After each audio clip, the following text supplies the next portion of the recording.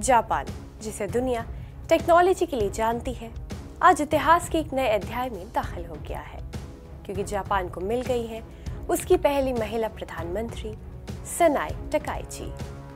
एक वक्त की टीवी एंकर से देश की सर्वोच्च नेता बनने तक का उनका सफर किसी प्रेरक कहानी से कम नहीं है।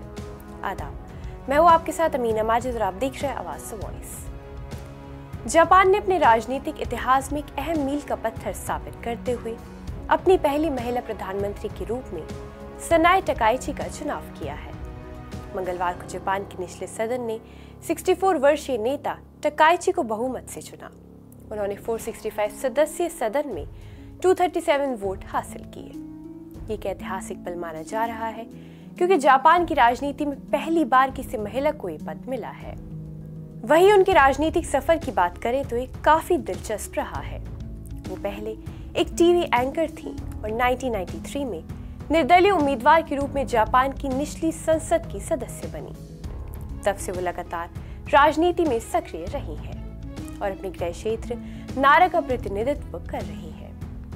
1996 में टकाइची ने जापान की लिबरल डेमोक्रेटिक पार्टी में शामिल होकर राजनीतिक मजबूती हासिल की। उनका कैबिनेट में पहला प्रवेश पूर्व प्रधानमंत्री शिंजो के नेतृत्व में हुआ था। तब वो ओकिनावा और उत्तरी क्षेत्रों के मामले की मंत्री थीं। बाद में वो एलडीपी की पॉलिसी रिसर्च काउंसिल की पहली महिला अध्यक्ष बनी। 2022 से 24 तक टकाइची जापान की आर्थिक सुरक्षा मंत्री रही।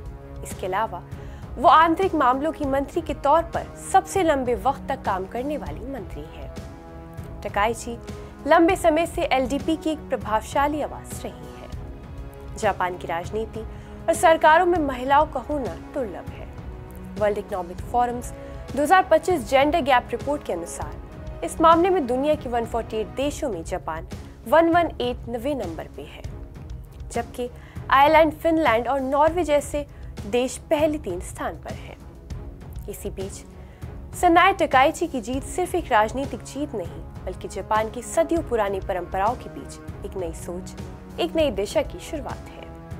अब पूरी दुनिया की नजरें टिकी हैं इस सवाल पर, क्या सनाए टकाइची जापान की राजनीति में एक नए युग की शुरुआत करेंगी?